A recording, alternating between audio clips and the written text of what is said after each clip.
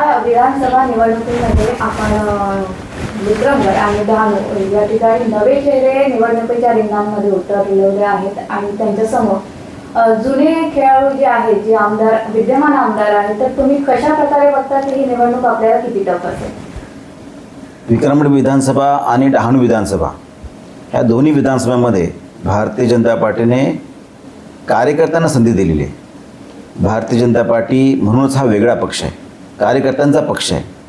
आणि हरिश्चंद्र भोये सर ज्यांनी जवळ 35 ते 40 वर्ष या समाजासाठी जीवन घालवलं.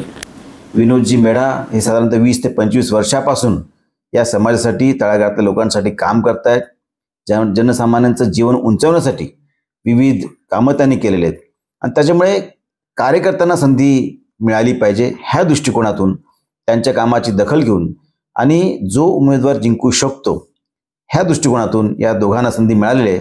आणि मला निश्चित विश्वास आहे माननीय हरिश्चंद्र भोये सर असतील, विनोदजी मेढा असतील, दोन्ही विधानसभेमध्ये प्रचंड मताधिक्याने विजयी होतील.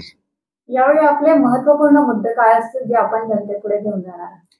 विकासाच्या अनेक योजना ज्या महायुतीच्या सरकारने आणल्या, माननीय मुख्यमंत्री एकनाथजी शिंदे साहेब, माननीय उपमुख्यमंत्री देवेंद्रजी फडणवीस साहेब आणि उपमुख्यमंत्री अजितदादा पवार यांच्या नेतृत्वाखाली गेल्या 2.5 वर्षापासून तळागाळातल्या जनतेसाठी अतिशय चांगल्या महत्त्वाकांक्षी अशा योजना आल्या.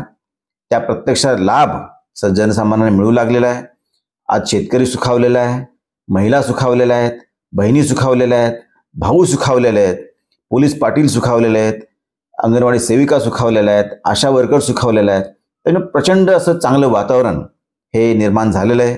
आणि अनेक ज्या काही योजना आहेत त्या योजना पुढे चालू राहिल्या पाहिजेत ह्या दृष्टिकोनातून महायुती सरकार पुढेही काम करत राहणार आहे. आणि मला निश्चित 100% विश्वास आहे निवडणुकीनंतर महायुतीचं सरकार परत येणार आणि जनसामान्यांसाठी काम करणार.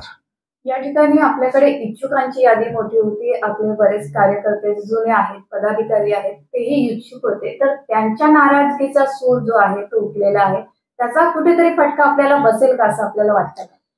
अशी कोणत्याही प्रकारची नाराजी राहिलेली नाही.